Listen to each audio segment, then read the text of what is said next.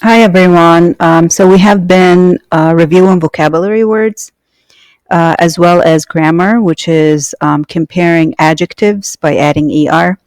Today, we're going to analyze interactions among ideas. So I am using the reading book, and I am on page 203. Page 203. So please open up your reading book. Make sure you have your practice book ready as well next to you, and I will be reading you the selections. So on page 203, we're going to review a reading strategy which we have learned before. The reading strategy is to visualize, and we are going to plan and monitor. If you look at the right-hand corner, the reading strategies that we will be using are planning, monitoring, and visualizing. What does it mean to plan? And what does it mean to monitor? If we plan and monitor, we actually look for purpose in reading. Why are we reading? When we monitor, we read around the word to figure out the meaning. We read it again. That is called monitoring, to understand the meaning. What does it mean to visualize? To visualize is to imagine the sights, sound, smell, taste, and feel of what the author is describing. We're also going to determine the importance, ask questions, make connections, make inferences, and synthesize. All of these are the reading strategies that we've learned before. لما نقرأ المفروض لازم نعمل plan ومونيتور. مونيتور معناتها إنه لازم نقرأ حول الكلمة ونقرأ أكثر من مرة لحتى نفهم الدرس أو نفهم الدرس أكثر. Visualize الكلمات اللي بنقرأها بنرسم لها صورة بذهننا أو عقلنا. مثلا إذا في كلمة بتكون عن الصوت يمكن نتخيل هذا الصوت، أو في كلمة بتشرح فيها منظر يمكن نشوف هذا المنظر. فهذا الشيء بنسميه visualize، يعني نرسم صورة بخيالنا. So I'm going to start reading the selection. I'm going to start from the top, and please follow along with me. Again, I am on page 203. How are ideas related? Ideas can influence or be influenced by individuals and events. Analyzing how ideas interact can help a reader better understand a text.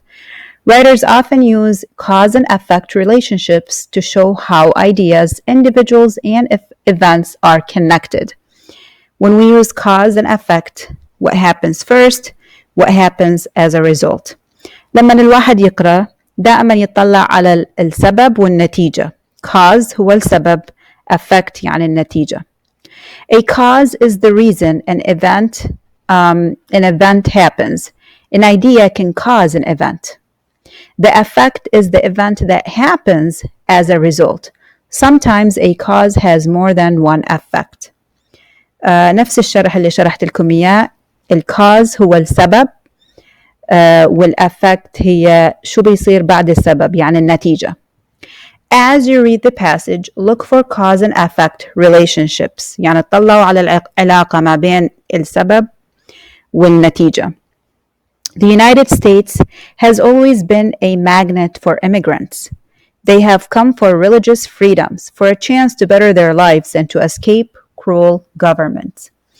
Immigrants have come in three great waves. In the mid-1800s, millions of people arrived from the northern and western Europe. Most came from Germany and Ireland. The second wave of immigrants was from the late 1800s to the 1920s. These immigrants came mainly from the southern and eastern Europe. So, this talks about the history of immigration. We talked about immigrants and immigration. Immigrants are people that come to a new country. So the first cause, I want you to look at the bottom right here.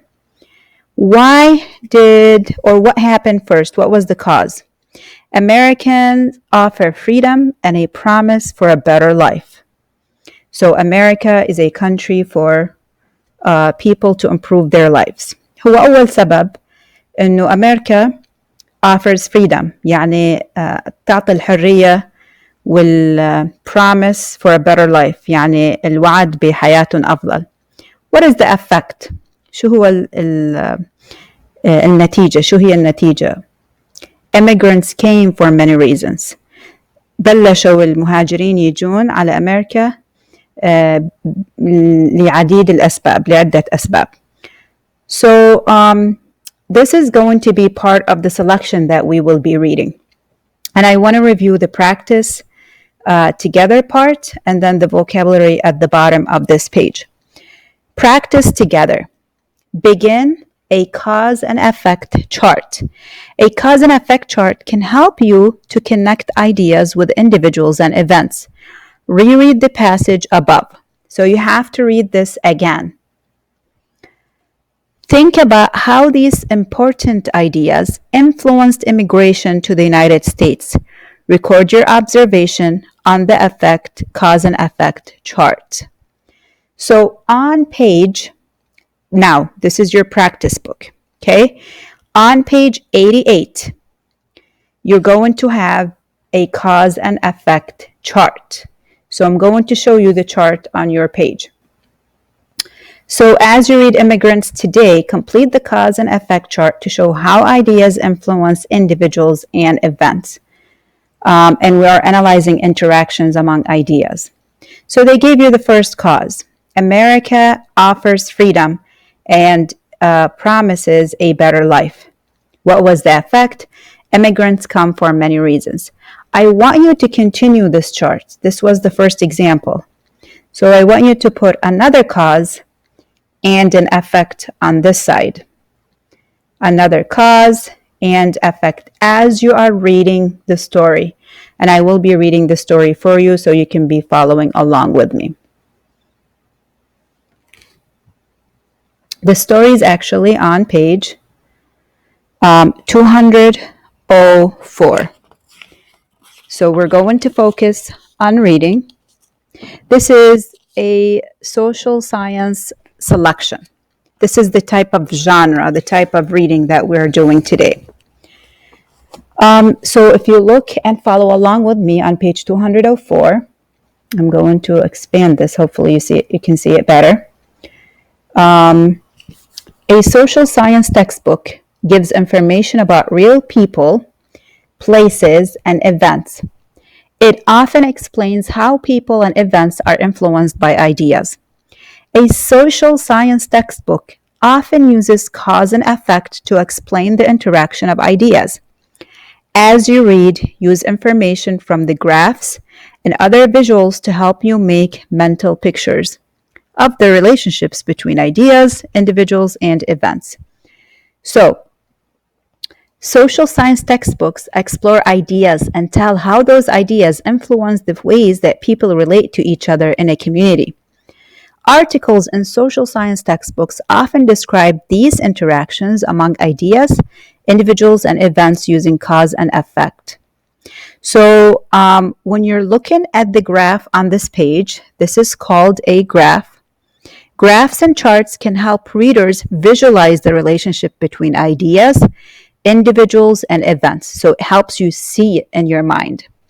The bar graph here shows trends or changes in immigration across several years. So, going to talk about this in Arabic right now. هذه القصة أو هذا المقطع اللي راح تقروه بيجي هو من كتاب social science، يعني علوم اجتماعية. هاي العلوم الاجتماعية أكثر شيء بتعطيكم معلومات عن تاريخ البشر والإنسان، عن الأماكن وعن الحالات أو الأحداث اللي صارت عند البشر. معظم الارتكلز، معظم المقالات بيكون فيها شغلات بتساعدنا انه احنا بنتخيل المعلومات، بنشوف المعلومات. مثل هاي الباراجراف. باراجراف تعطينا معلومات عن التغيير بالpopulation، يعني عدد السكان. So this is what it's explaining. Okay, next page. Immigrants Today by Anne M. Rossi. People come to the United States for many reasons. Why do they come? And how do they build new lives? ليش الناس بتجي للولايات المتحدة الأمريكية وكيف فيهم يبنوا حياتهم من جديد. So that is our new selection or article, which is again taken from a textbook. So think about it. Okay, we're going to discuss this in our Zoom meeting on Friday, and you're going to talk to me about why do people come to the United States? Why do they immigrate? Maybe because they want to find a better life. Maybe because a family member found or wants to find a new job in the community. Maybe because there were changes in their government and they're trying to leave their country for that reason. So there are a lot of possible answers to this. We're going to page 206. On page 206, I don't have to read it for you. You can click on the audio and it will read it for you. So at the end of this reading, I am going to post some questions. You are required to answer those questions for me in complete sentences for you to get a grade. It will be on Google Classroom. So I'm going to play the audio. Who are the immigrants? The United States has always been a magnet for immigrants. They have come for religious freedom, for a chance to better their lives, and to escape from cruel governments. Immigrants have come in three great waves. In the mid-1800s, millions of people arrived from Northern and Western Europe. Most came from Germany and Ireland. The second wave of immigration was from the late 1800s to the 1920s. These immigrants came mainly from Southern and Eastern Europe. Most of them came from Italy. Immigration slowed after World War I for two reasons. First, the United States government set limits on the number of immigrants who could enter the country. Second, the American economy began to suffer or slow down in 1929. Many people struggled with poverty and jobs were hard to find. After World War II ended in 1945, immigration began to grow again. In 1965, the government made it easier for people to come to the United States. By the 1970s, millions of people were coming. They all came hoping for a better life. Okay, very good. So if you're listening here, I want you to try to form a mental image, to visualize. And I want you to visualize ideas from the text by forming mental images, mental pictures. So I'm going to model this for you. The text says immigrants came in three waves. It makes me think of people coming to the shores of the US in three movements. I will write waves on a sticky note and put it on this page. I will draw three waves and label each wave with the date. The map also helps me visualize the countries where people came from and the great distance they traveled, so I can see that it took them a long time to come to the United States. I also want you to pay attention to the vocab words like immigrants, poverty. I know immigrants are people that travel and come to the United States. Poverty is because they have very little money, they don't have enough food. That is called poverty. If I forget the meaning of the words, I could look at the bottom of the page, immigrants. Okay, it gives you the definition. Someone who moves to another country, يعني مهاجر. Poverty, poorness or neediness, يعني الفقر أو الحرمان. So who are the immigrants? هاي المقطع بيحكي عن من هم المهاجرين اللي اجوا للولايات المتحدة الأمريكية. بيعطينا معلومات بداية 1800.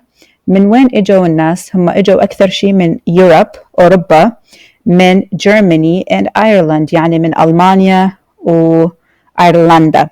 Second wave، الحملة الثانية اللي اجت، هم اجوا ب 1800 و 1920 and they came from Southern and Eastern Europe. Most of them came from Italy. أكثر الناس اللي اجوا بالموجة الثانية والحملة الثانية هم من إيطاليا. Immigration slowed after World War II. بعد الحرب العالمية الأولى الهجرة قلت. لسببين. First, the United States government set limits. The United States kind of stopped the immigrants from coming in, or they made it very hard to come in.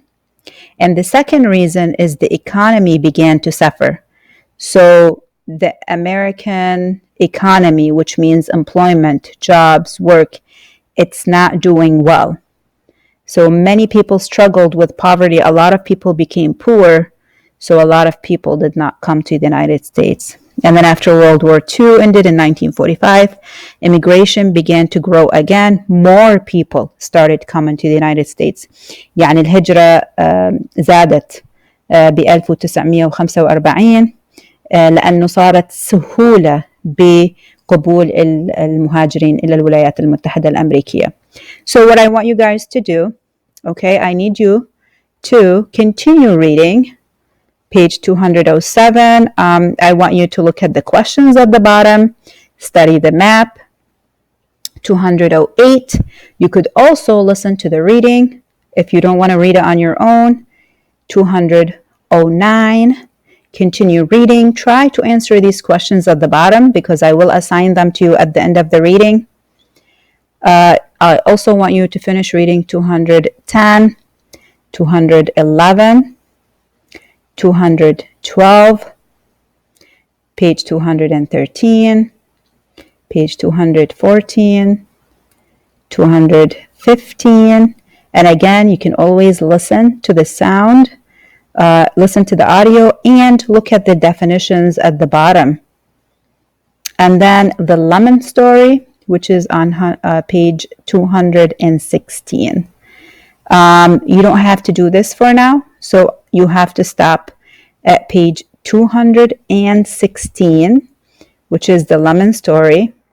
And I will be posting questions on the reading and the practice book pages that you will have to complete on the reading. Now, again, if you need help, if you don't understand a certain page, make sure you text me on Remind or email me on Google, and I will be happy to respond to you. Thank you, guys.